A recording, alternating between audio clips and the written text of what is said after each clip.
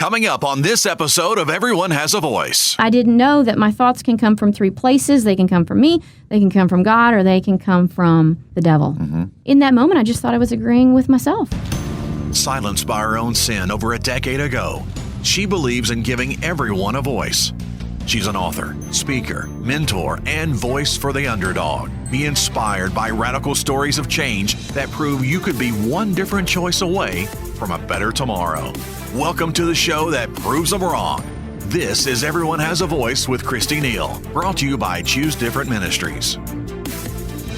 Welcome to the show. This is the very first podcast, and I am super nervous. I'm your host, Christy Neal. I'm here with producer Jimmy. Hello, Christy. Hello. How are you this morning? I'm great. You don't sound nervous. Well, thank you. I'm trying to keep it together. I'm used to having an audience, so this is a little different. You've got me. What else do you need? So I'll talk directly to Jimmy about all my dirt. Okay. So why am I even doing this podcast? That's a great question. That's the first question. Well, about 12 years ago, I totally did not have a voice. I was silenced by my sin, literally. I had committed adultery. Unfortunately, it was at my church. And so for the first time in my life, no one wanted to hear from Christy Neal.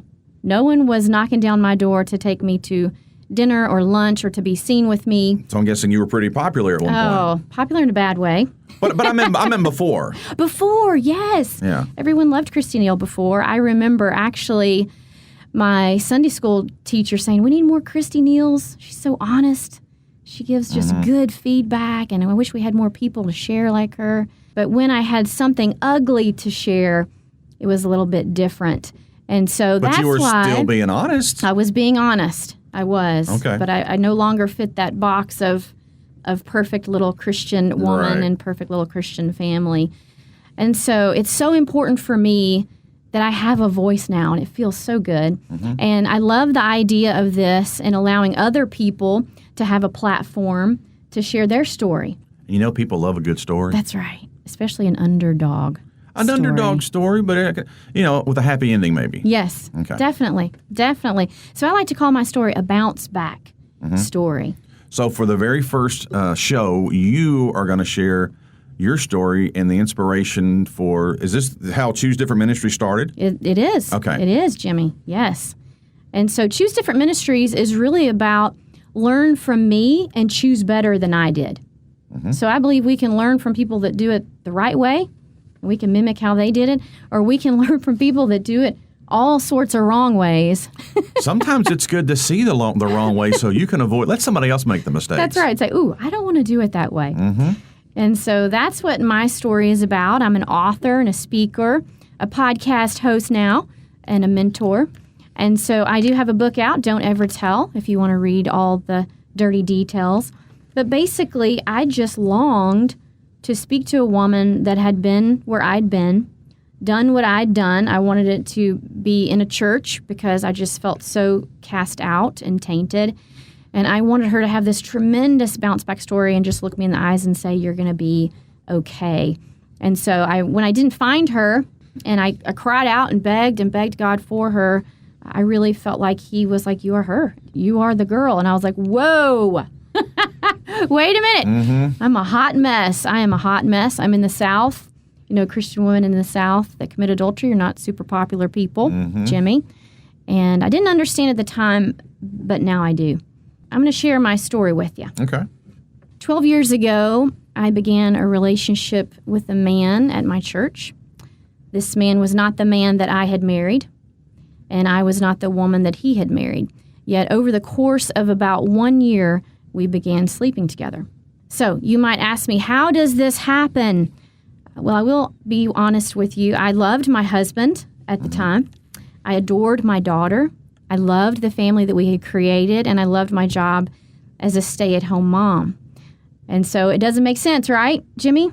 How does this happen? Yeah. So the first point that I want to share with you is the battle is in the mind. And so the first thing that I think about scripture-wise is 1 Peter 5:8. And it says, your enemy, the devil, prowls around like a roaring lion just waiting for someone to devour. And boy, did he devour me and my bag of Oreos also. And so for me, I just want to share kind of how the slow fade began, because sin, you don't just wake up one morning and say, hey, I think I'll have an affair today and ruin my family. Yeah. That's a great idea.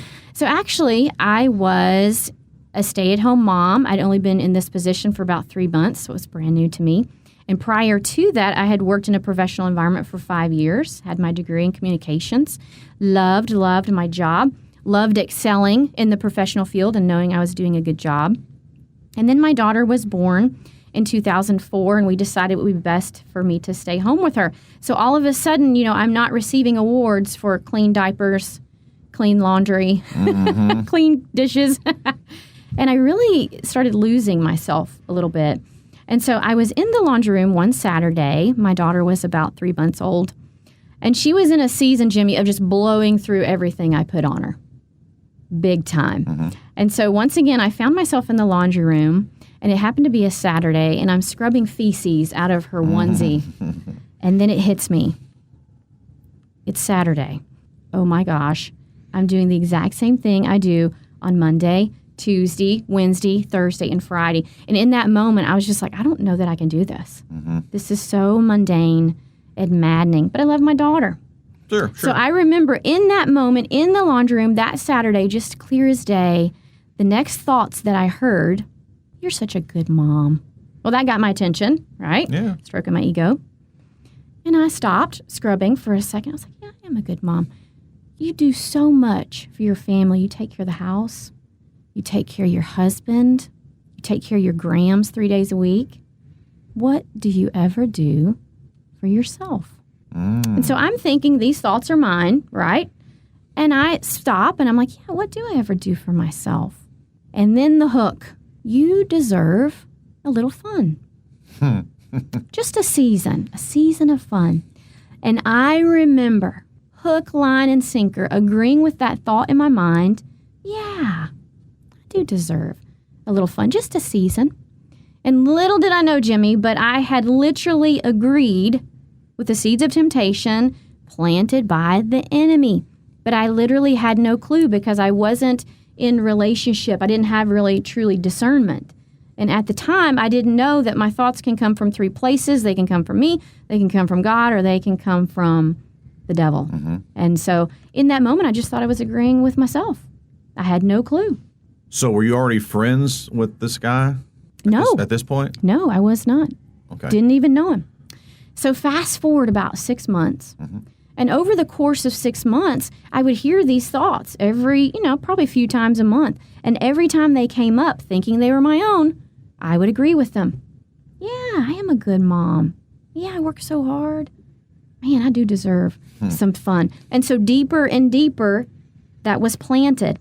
So the next wisdom nugget I want to share with you is you choose which thoughts nest. So that thought, Jimmy, could have come over my head and could have left, but I allowed it to nest and take root in my mind. You kind of make it your own reality. That's right. Yeah. And what you think about is what you bring about, which is another nugget I'll share here in a little bit. Fast forward those 6 months, I had agreed many times over in my head I deserve some fun.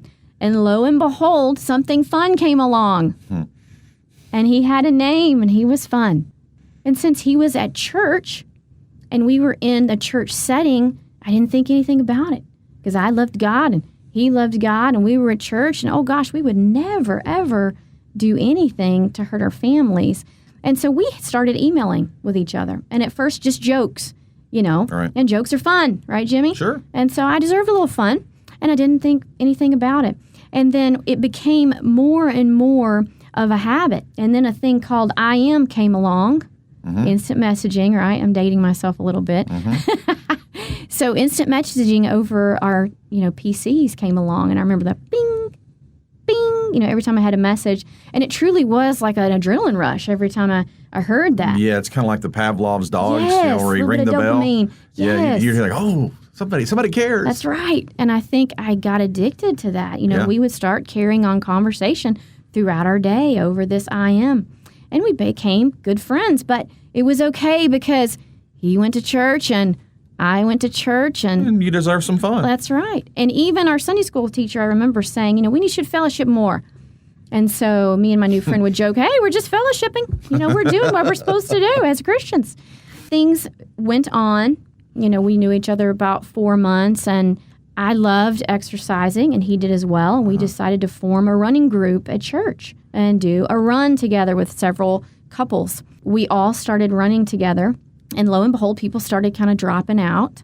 And sometimes when we'd show up for our run time, it'd only be me and him. But because we were dedicated to this goal of running the race, right? Right. We were going to continue to run. And it was okay because I went to church and he went to church and we loved God and we would never, ever do anything to hurt our families.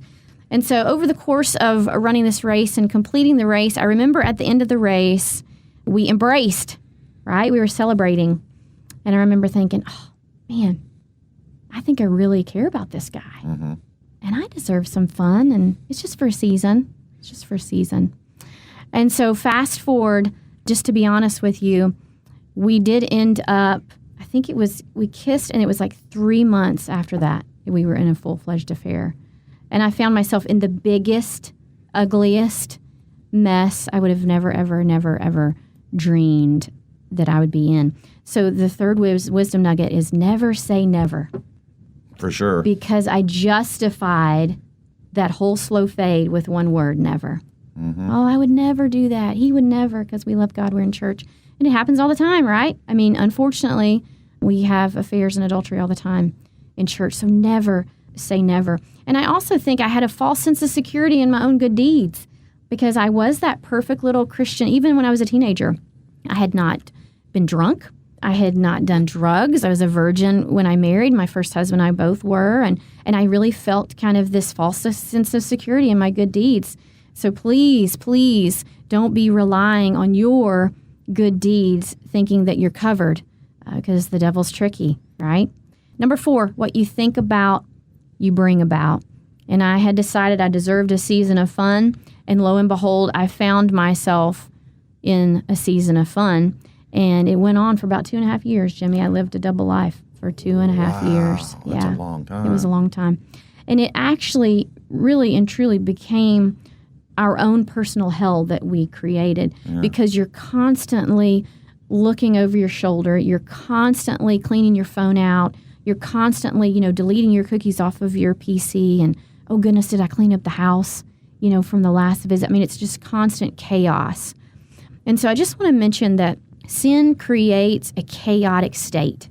Mm-hmm. And that's exactly where the devil wanted me. He wanted me to be stuck in this chaotic state. Because when you're in chaos, you don't know which way to move, right? Right. You don't know up from down. I was questioning my beliefs. I was questioning my choice in who I had chosen to marry. I was questioning, do I even want to be a part of a church anymore? I mean, so many things. So for me, I finally came out with the truth. The man that I was in my affair with, we did the exact same night, told our spouses, and it all hit the fan, so to speak. Yeah, I bet it did. Yeah, it did. Word travels fast. Yeah. In a small southern church, right? Mm-hmm. And so I found myself truly silenced by my sin and kind of shamed, shunned, and done. I mean, they were not welcoming me nor my husband with open arms back into the congregation. And so I really felt like it was heartbreak on top of heartbreak. I watched my husband get persecuted for what I did, which was horrible. And then not only that, I really wanted to speak to my small group at church, and I didn't get the opportunity. I was told it wasn't a good idea. And so all of a sudden, no one wanted to hear from Christy Neal. And I had never felt that way before. I had a communications degree, right? Right. So now I was silenced, and it was so hurtful. And so for me, this is the platform that I want to bring people like myself that in the past, it may be 10 years, 20 years, 12 years, whatever your story, and you just feel like you've been wiped off the map because of something that you've done. And you know what? I am now able, Jimmy, to be the voice of hope and be that voice of bounce back that I so desperately needed for other women. It's the coolest thing ever. And so for me, it was a choice. Was I going to stay in this spot of, being the victim? Was I going to let other people label me? Because they were saying terrible things. Yeah. I was the home wrecker. I was a whore. I had been after everyone's husbands, all lies. But the gossip just takes off. And so I was faced with, am I going to listen to them? Am I going to stay shame, shunned, and done? And then possibly never step foot into their church. I know lots of ladies that have done what I've done, and they won't go back to church because the hurt's too deep. And I do understand that, but I want to speak to this. If you have been hurt by a group or a church or a person or a group of people at your church, I want to say that we are all imperfect people. Sure. Just like I was imperfect and stupid and selfish in my choices to have an affair, people can be imperfect and selfish and stupid with their choice of words or with their gossip. We must not let individuals or groups of people stand between us and our eternity and us and what we know we need to be doing for ourselves and for our family. And so I sought out a church that was all about my windshield and not my rearview mirror. And I found it, and it was awesome. With that, and with me choosing to rejoice, because number 5, it's a choice to rejoice. And I decided, you know what, I'm going to stand on the Word. I'm going to stand on the Word. And so I'm going to leave you with Romans 8:28. And what that says is God will work all things to the good for those that are called according to His purpose, those that love Him and are called according to His purpose. And I didn't know much, Jimmy, but I knew 2 things. I knew I loved God, and I knew I had a purpose. My mama told me. She don't lie. And so I clung to that, and I agreed with God, okay, I'm going to be this voice of hope, and I'm going to show people. It took me about 7 years to like myself again, to be honest. But now when I work with ladies, I can get them down to like a year and a half, because I can say, you're going to be okay. And so I want to, anyone out there listening, you are going to be okay. And no matter how ugly it is, if you let Him, God can turn it and use it for good. But you have to take ownership.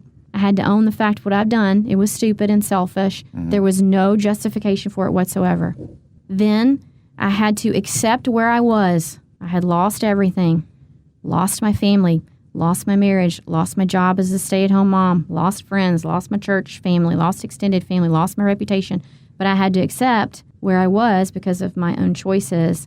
And then I had to choose different. I was going to decide to be a voice and use my wisdom to help other ladies never experience what I experienced.